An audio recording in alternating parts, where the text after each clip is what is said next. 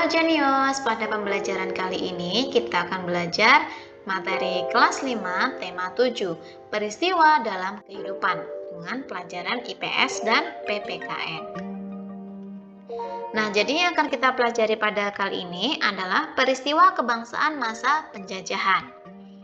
Nah, penjelajahan samudra yang dilakukan pada abad ke-15 menjadi salah satu alasan mengapa bangsa Eropa mendatangi negeri-negeri timur yang melimpah kekayaan alamnya, termasuk Indonesia. Hal ini terjadi untuk mewujudkan tujuan utama dari penjelajahan samudra, yaitu A. Mencapai kejayaan atau glory, kemudian yang B. Memiliki kekayaan atau gold, kemudian menyebarkan agama atau gospel, dan untuk mencari rempah-rempah.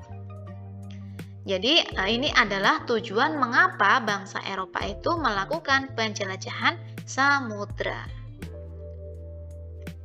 Nah, selanjutnya karena penjajahan itu sewenang-wenang terhadap rakyat Indonesia, maka terjadilah perlawanan. Di sini perlawanan bangsa Indonesia terhadap penjajah. Yang pertama adalah perjuangan rakyat Maluku.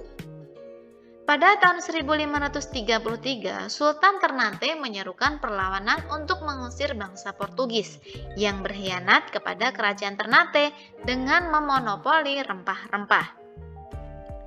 Kemudian perlawanan kedua terjadi pada tahun 1570. Nah, perlawanan tersebut dipimpin oleh Sultan Babullah yang disebabkan oleh tewasnya Sultan Hairun, yang diketahui bahwa Sultan Hairun adalah ayah dari Sultan Babullah. Kemudian Portugis menyerah dan meninggalkan Maluku pada tahun 1575. Dan ini adalah foto dari Sultan Babullah dari kerajaan Ternate. Nah, kemudian selain dari Maluku terdapat perjuangan rakyat dari daerah Sumatera. Ada siapa saja sih pahlawan dari rakyat Sumatera? Yaitu antara lain ada Cut Nyak Dien, ya. Nah, di Aceh perlawanan dipimpin oleh Tengku Cik Ditiro, kemudian Panglima Polim, Tengku Umar, dan Cut Nyak Dien. Rakyat Indonesia menggunakan taktik perang gerilya, yaitu memasuki hutan agar tidak mudah ditangkap. Dengan kata lain, perang gerilya adalah perang dengan cara sembunyi-sembunyi agar tidak diketahui oleh musuh. Nah, selanjutnya masih dari perjuangan rakyat Sumatera. Di sini ada perlawanan rakyat Sumatera Utara yang dipimpin oleh Sisinga Mangaraja 12. Nah, penyebab utamanya adalah Belanda ingin menguasai daerah Tapanuli. Nah, ini adalah foto dari tokoh Sisinga Mangaraja 12. Kemudian ada Tuanku Imam Bonjol, ya. Di Sumatera Barat perlawanan dipimpin oleh Tuanku Imam Bonjol. Penyebabnya adalah politik adu domba Belanda terhadap kaum adat dan kaum Padri. Nah, selain dari Pulau Maluku, kemudian dari Sumatera, terdapat juga perjuangan dari rakyat Jawa. Ada siapa saja sih perlawanan dari rakyat Jawa? Di Pulau Jawa, Pangeran Diponegoro memimpin perlawanan terhadap Belanda. Perang terjadi karena Belanda memasang patok jalan di atas tanah makam leluhur Pangeran Diponegoro tanpa izin. Nah, kemudian dari perlawanan Pangeran Diponegoro terjadilah perang yang dinamakan Perang Diponegoro. Perang Diponegoro terjadi pada tahun 1825 sampai 1830. Nah, kemudian Belanda berhasil menangkap Pangeran Diponegoro dengan berpura-pura mengajak berunding. Saat berunding, Pangeran Diponegoro ditangkap dan diasingkan ke Manado pada tahun 1830. Nah, ini adalah foto dari Pangeran Diponegoro. Selanjutnya, selain dari Jawa, ada juga perjuangan dari rakyat Bali. Nah, sikap Belanda yang melanggar hukum tawan karang menjadi penyebab perlawanan rakyat Bali. Perlawanan dipimpin oleh I Gusti Ketut Jelantik di sekitar benteng Jagaraga, sehingga disebut dengan Perang Puputan Jagaraga yang terjadi pada tahun 1846 sampai 1849. Nah, ini adalah tokoh yang menjadi pemimpin dalam perjuangan rakyat Bali, yaitu I Gusti Ngurah Rai. Nah, perlawanan berakhir ketika Belanda dapat menguasai benteng Jagaraga. Nah, ini adalah gambaran dari Perang Puputan pada tahun 1846 sampai 1849. Nah, selanjutnya selain perlawanan dari rakyat Maluku, Sumatera, Jawa, Bali, nah sekarang kita juga belajar mengenai perjuangan rakyat dari Kalimantan Selatan. Kira-kira siapa sih tokoh dari rakyat Kalimantan Selatan? Nah, ini dia ya. Pangeran Antasari. Pangeran Antasari memimpin perlawanan rakyat Kalimantan Selatan. Nah, penyebab utama perlawanan ini adalah sikap Belanda yang berusaha menguasai kerajaan Banjar. Ini merupakan foto dari Pangeran Antasari. Nah, perjuangan rakyat Kalimantan Selatan oleh Pangeran Antasari itu terjadi pada tahun 1859. Nah, kemudian Belanda juga memonopoli perdagangan dan mencampuri urusan kerajaan, sehingga itu merupakan salah satu yang memicu terjadinya perlawanan terhadap Portugis atau terhadap Belanda. Kemudian, perkembangan pergerakan nasional di Indonesia. Jadi secara umum muncullah kebangkitan pergerakan nasional di Indonesia dipengaruhi oleh beberapa faktor. Nah, faktor apa saja sih yang mempengaruhi pergerakan nasional Indonesia? Jadi ada faktor internal dan faktor eksternal. Nah, yang akan kita bahas pertama adalah faktor internal. Faktor internal yang pertama adalah penderitaan rakyat akibat penjajahan. Kemudian, lahirnya golongan-golongan terpelajar dan cendekiawan, serta sejarah kejayaan hidup kerajaan-kerajaan Indonesia di masa lalu. Kemudian, faktor eksternal yang mempengaruhi pergerakan nasional Indonesia adalah kemenangan Jepang atas Rusia pada Perang tahun 1905, kemudian masuknya paham baru seperti nasionalisme dan demokrasi, serta kebangkitan nasional negara tetangga seperti Hindia dan Filipina. Nah, kemudian kita masih membahas mengenai masa pergerakan nasional Indonesia. Jadi, ada periodenya, kemudian karakteristik organisasi serta contoh organisasinya. Yang pertama ya, pada masa kebangkitan nasional, yaitu terjadi pada periode tahun 1900-an dengan karakteristik organisasi yaitu babak baru perjuangan bangsa Indonesia melalui organisasi di bidang pendidikan, politik, ekonomi, sosial, dan budaya. Kemudian contoh organisasinya adalah Budi Utomo, Sarekat Islam, Indonesia Partij, dan Muhammadiyah. Selanjutnya, masa radikal yaitu terjadi pada periode tahun 1920 sampai 1927. Nah, karakteristik organisasinya adalah mendorong semangat kebangsaan dan persatuan melalui rapat-rapat umum dan surat kabar. Nah, contoh organisasinya adalah Perhimpunan Indonesia atau PI, kemudian Partai Komunis Indonesia atau PKI, dan PNI. Nah, ini adalah contoh organisasi yang terjadi pada masa radikal. Kemudian yang ketiga yaitu pada masa moderat terjadi pada periode tahun 1930-an. Nah, karakteristik organisasinya yaitu pergerakan politik menggunakan taktik kooperatif dengan penjajah. Nah, contoh dari organisasi ini adalah Parindra dan Gerindo. Nah, selanjutnya kita akan belajar mengenai faktor penyebab keberagaman bangsa. Menurut kalian, faktor apa sih yang bisa menyebabkan keberagaman bangsa di Indonesia? Oke, kita bahas satu persatu ya. Yang pertama adalah faktor letak geografis negara Indonesia yang dilalui oleh garis khatulistiwa. Jadi, letak geografis ini mempengaruhi keberagaman budaya bangsa, seperti itu ya. Kemudian yang kedua adalah faktor sejarah Indonesia, yaitu adanya percampuran budaya asing. Yang selanjutnya adalah faktor keberagaman kenampakan alam di Indonesia, karena wilayah Indonesia terdiri atas pulau-pulau. Nah, selain itu, kita juga mempelajari yaitu memaknai keberagaman sebagai identitas bangsa Indonesia. Seperti kita ketahui ya, bahwa Indonesia banyak sekali keragamannya. Entah keragaman suku, budaya, kemudian pekerjaan, adat istiadat, dan sebagainya. Nah, yang pertama adalah semangat persatuan para pejuang diwujudkan pada Kongres Sumpah Pemuda II pada tanggal 27 sampai 28 Oktober tahun 1928. Jadi, Kongres Pemuda II ini diikrarkan oleh pemuda Indonesia. Pada tanggal berapa? Tanggal 27 sampai 28 Oktober tahun 1928.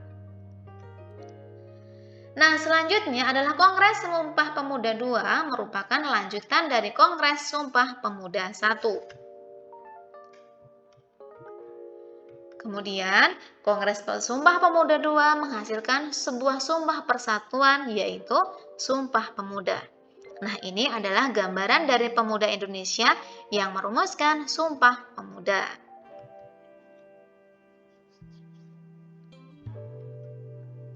Nah, bagaimana sih isi Sumpah Pemuda itu? Ya, jadi Sumpah Pemuda itu isinya sebagai berikut ya. Isi Sumpah Pemuda. Kami, putra dan putri Indonesia, mengaku bertumpah darah yang satu tanah air Indonesia. Kami, putra dan putri Indonesia, mengaku berbangsa yang satu bangsa Indonesia. Kami, putra dan putri Indonesia, menjunjung bahasa persatuan bahasa Indonesia. Nah, itulah isi dari Sumpah Pemuda ya. Sumpah Pemuda itu terdiri atas 3 poin di atas ya, yaitu tanah air Indonesia, kemudian bangsa Indonesia, serta bahasa Indonesia. Nah, selanjutnya, sikap-sikap yang harus kita miliki untuk melestarikan budaya bangsa. Oke, yang pertama adalah berteman dengan siapa saja tanpa membeda-bedakan suku, ras, dan agama. Nah, kita tahu ya bahwa teman-teman kita itu kemungkinan ada yang berbeda suku, kemudian berbeda agama. Nah, sikap kita bagaimana? Kita tetap mau berteman ya, tidak boleh membeda-bedakan. Kemudian yang kedua adalah menerima dan menghargai keberagaman suku, bangsa, kemudian budaya, adat istiadat, dan agama orang lain.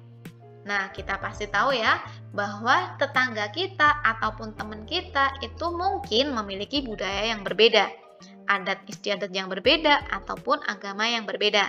Sikap yang harus kita tunjukkan, yang harus kita miliki adalah menerima dan menghargai keberagaman tersebut, seperti itu. Kemudian poin ketiga adalah tidak merasa kebudayaan dan kebiasaan suku budaya sendiri lebih baik daripada suku budaya lain. Maksudnya, kita tidak boleh menganggap suku kita lebih baik dari suku orang lain ya. Kita harus selalu menghargai dan menghormati keragaman suku yang ada di Indonesia. Kemudian, poin keempat adalah ikut hadir dalam menyaksikan pentas kesenian daerah. Jadi, setiap daerah itu memiliki kesenian yang berbeda-beda. Misalnya, tarian tradisional yang berbeda, bahasa yang berbeda, kemudian kesenian daerah lain yang berbeda. Kemudian, yang kelima adalah turut serta mengembangkan dan melestarikan budaya daerah di Indonesia. Misalnya, kita tetap melestarikan tarian tradisional yang ada di daerah kita. Kemudian bangga menggunakan bahasa daerah yang kita miliki. Itu adalah sikap-sikap untuk melestarikan budaya bangsa. Nah, karena kita sudah membahas materi, jadi saatnya kita membahas mengenai contoh soal dari materi yang sudah kita bahas ya. Oke, kita mulai dari contoh soal nomor 1. Latar belakang bangsa-bangsa Eropa di Indonesia memiliki semboyan 3G, yaitu A. God, Globe, dan Glory. B. Gold, Gospel, dan Glory. C. God, Gospel, dan Glory. Atau D. God, Gold, dan Gospel.